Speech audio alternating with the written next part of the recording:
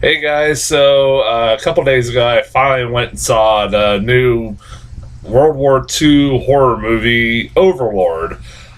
Before I do get in that review, I do want to say RIP to Stan Lee. I got that news earlier today about Stan Lee. God damn it, that sucks.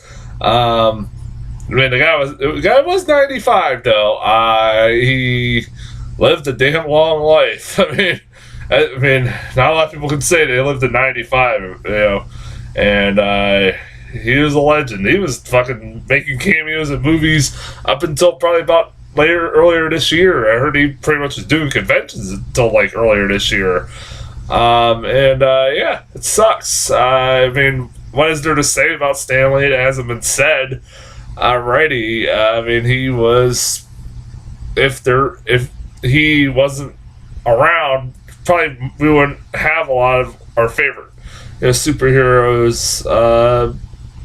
Wouldn't be around today if it wasn't for him. I mean, he wasn't the guy who just created all of them out of thin air or whatever. I mean, he had a lot of help like Steve Ditko and shit like that. But he is the most recognizable figure from Marvel, and he was responsible for creating Spider-Man and Fantastic Four and stuff like that. I think he even read Daredevil, and yeah, I mean, it sucks. It sucks.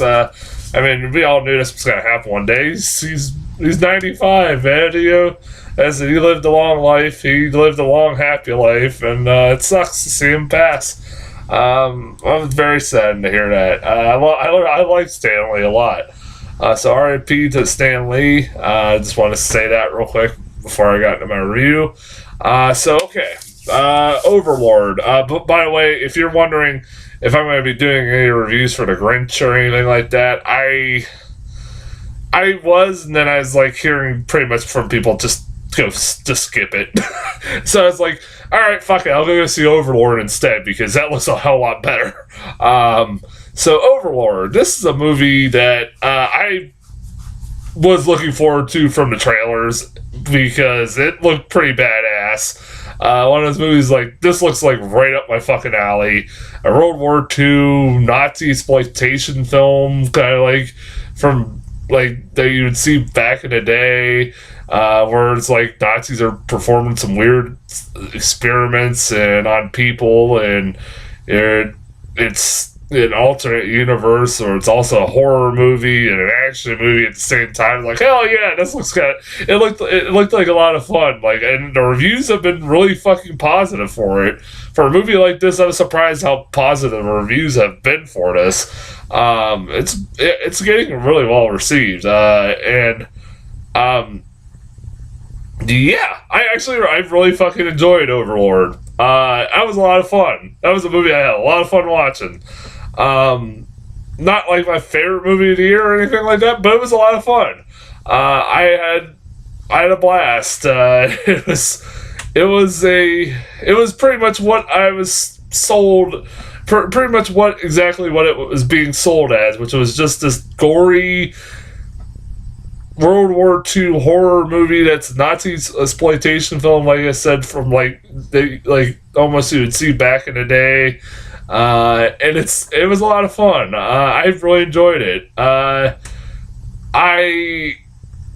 You had a pretty decent cast. Like I said, you had Kurt Russell's son, who I was reading somewhere was talking about how he doesn't want to be typecasted. And I feel like he's just because he's Kurt Russell's son, he's being typecasted into a lot of similar roles that his dad did. Because like if this was like made in the 80s or something, I could see like his dad playing this the role that he's playing. It also doesn't help that he looks just like his dad, and he's this tough as nails, demolition expert if I remember right. They're pretty much the whole plot is them. They have to try to take down this tower that has this radio jammer on top of it, and so that like all these planes are going to come in for D-Day and all these ships and stuff like that are going to come for D-Day can be able to communicate with each other and everything else like that.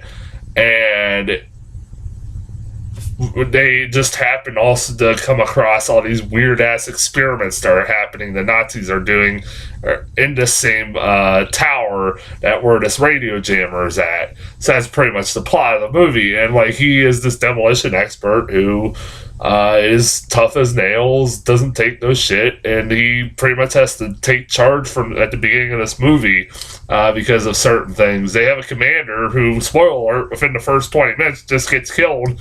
I forget who that guy was that was their commander. He's a guy I always see in fucking movies. I don't know his fucking name. It's not like a movie with a really well known cast, which was kind of refreshing. You had the lead actor, who's the black guy. Again, never seen him. I don't think I've ever seen him in anything, but he was really good too. As your lead, who is kind of the reluctant soldier who he questions a lot of shit. You know, something you see in a lot of these kinds of movies. I thought the gore in this movie was fucking great. From what I was told, I was reading somewhere that the director said that it was a lot of practical effects, and you can fucking tell because a lot of the makeup effects, the gore effects, look fucking great in this movie. They're really fucking well done. It is really well done.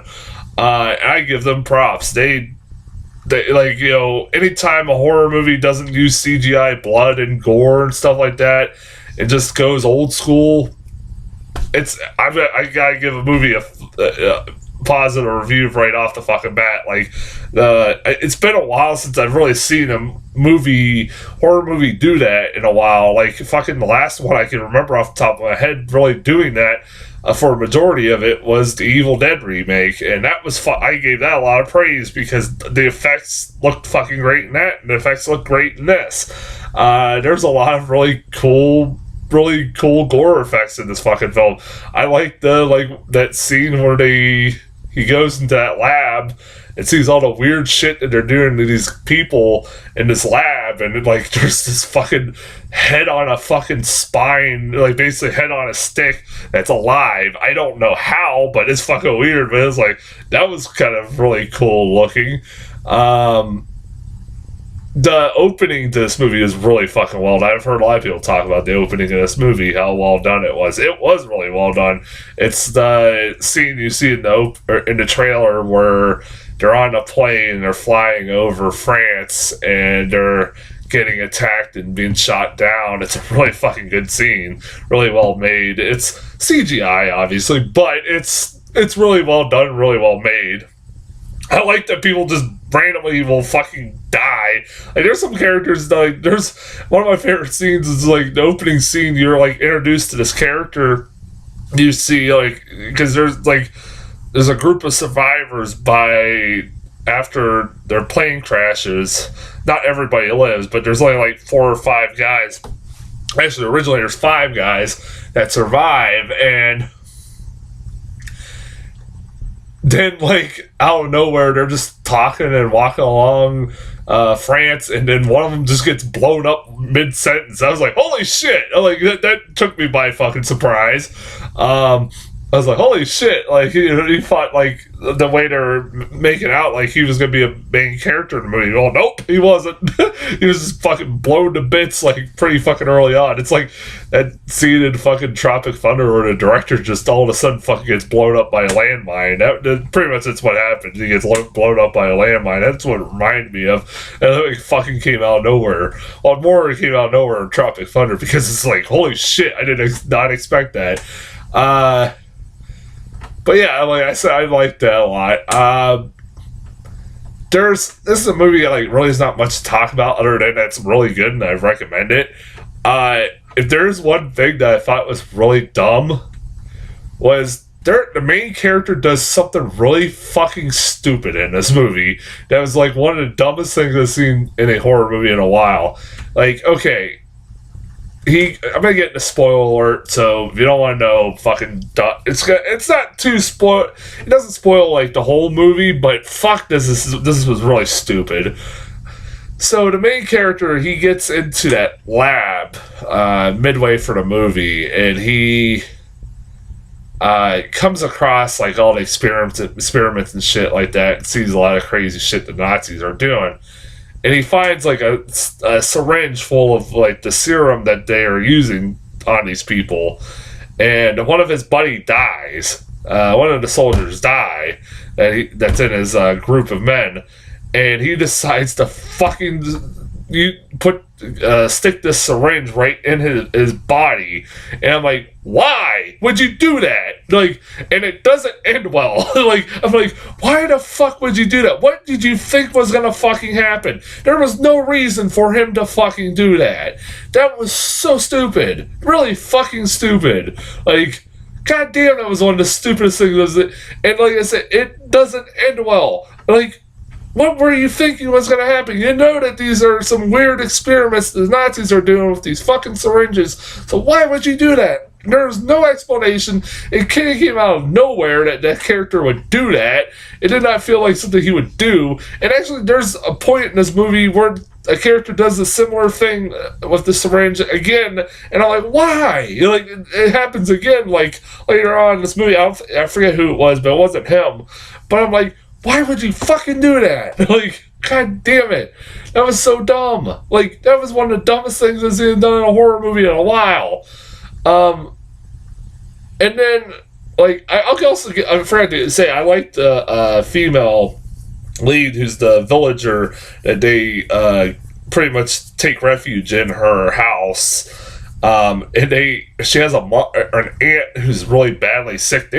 I'm surprised they went nowhere with that. They really never really went anywhere with that. With the aunt, it was kind of like something that they the aunt looked like the fucking Jeff Goldblum from The Fly. That's the best way I can describe it. I was like, what the fuck? She turned into a fly? What the hell? But yeah, they really never really went anywhere with that. That was weird. Yeah, that was really weird. They went nowhere with that, really. But I liked the main girl too. Like I said, I thought she was really good. She was a pretty badass, like, female lead in this movie, and she was really good. I really liked the movie. Like I said, I liked the movie. There's not much to say about the movie other than it was really good. Not really much I gotta say about it. It's just really good. I recommend it. Yeah, that's as far as Overlord goes. Go see it. Trailers. What the fuck did I get in front of this? Hold on. Dark Phoenix, the new X-Men movie. Okay, so I've been a fan of the recent X-Men movies, the ones with James McAvoy and Michael Fassbender and stuff. Even Apocalypse I found fine. I even know that was the weakest one of the X-Men movies that featured all that cast and everything. Even though it really wasn't the worst X-Men movie, there's been worse than that. I'd probably say Wolverine, X-Men Origins Wolverine was worse than that. But the problem I have with this, and I'm all on board for them kind of like retconning the Dark Phoenix thing from X-Men 3, because they fucked that up so royally the first time. It's like, okay, this is their apology for what happened. We're going to try to redo this again. I'm like, cool, I understand that. And on paper, that sounds like a good idea. My problem with it is, when they did it with X-Men 3, you had a story arc built up with this character, Jean Grey, with Famke Janssen's Jean Grey, and she was built up for 2 movies and given a really great story character arc, that to the point when she, turned into the Dark Phoenix, it was like, oh shit, this is like kind of a tragic story about this character, and you kind of care about this character, even though they fuck it up. Although I've never read the comics, from what I've been told, they really fucked up the Dark Phoenix character really badly. But from what I've been told, but yeah, she, like I said, you were given like a great enough character arc with this character, But in this one, this new Dark Phoenix movie, we just got introduced to Jean Grey in Apocalypse. She was a background character, really. And although she did cause the death of Apocalypse at the end of the movie, she really was a nothing character, and she was fucking forgettable. Famke Janssen was great in the fucking role as Jean Grey. This is just another chick as that character, and I don't know about this. It's like, I don't know. Maybe it'll be good. It also has the unfortunate task of being kind of just the placeholder until while Disney and Fox are finalizing their deal to get X-Men. They pretty much have finalized that deal. X-Men is coming to Marvel, so it's like this is pretty much the last X-Men movie pretty much going to be made by Fox, I believe. So, I mean, yeah, so I don't know what happens from here. I hope they keep some of the cast. I hope they keep James McAvoy, Michael Fassbender. They should. Try to keep all those guys. I think they should, if they're going to bring them over to Marvel. Why not? Like, make it part of canon. I would say make it part of canon. You can do that. You can find a way to fucking do that. Just fucking do it, man. Why not? I'm just saying, why the fuck not? Like you said, you got a great cast. Don't recast everybody. Just fucking keep what you got. Is there any way they can do that? I hope they can. Although, fuck, now I think about it, it's taking place in the 80s, so it wouldn't be possible. Fuck it, damn it. Yeah, now I think about it, fucking damn it wouldn't be possible. Fuck. So, yeah, I don't know. It's like I said, it's a placeholder until fucking that. It has that unfortunate responsibility. So yeah. And then the other trailer I got was something called Escape Room. It's a horror psychological horror movie where a group of people are trapped in one of those escape rooms where they have to try to find a way to escape, but it's a really elaborate fucking thing. It's like a death trap, pretty much. Like it turns into a fucking Cube meets Jigsaw, or something like that. It's like really fucking weird. I'm like, at first it's like, are they remaking Cube? That's what I was thinking when I first saw this trailer, but no, it's something called Escape Room. Yeah, it didn't look bad. It's like, I could go one of two ways. Oh, here's hoping it's good. Maybe it'll be decent, so we'll see. That's as far as trailers go. What the fuck else I got nothing else. But, yeah, that's as far as trailers go. I'll be back, what's this weekend? Fantastic Beasts, which I'll be doing a review of since I've seen the first one. I'm a big Harry Potter fan, so I'll be seeing that. And Widows, I think, is coming to my theater. So, yeah. So I'll be checking those two out for sure. Until then, I'll talk to you guys later.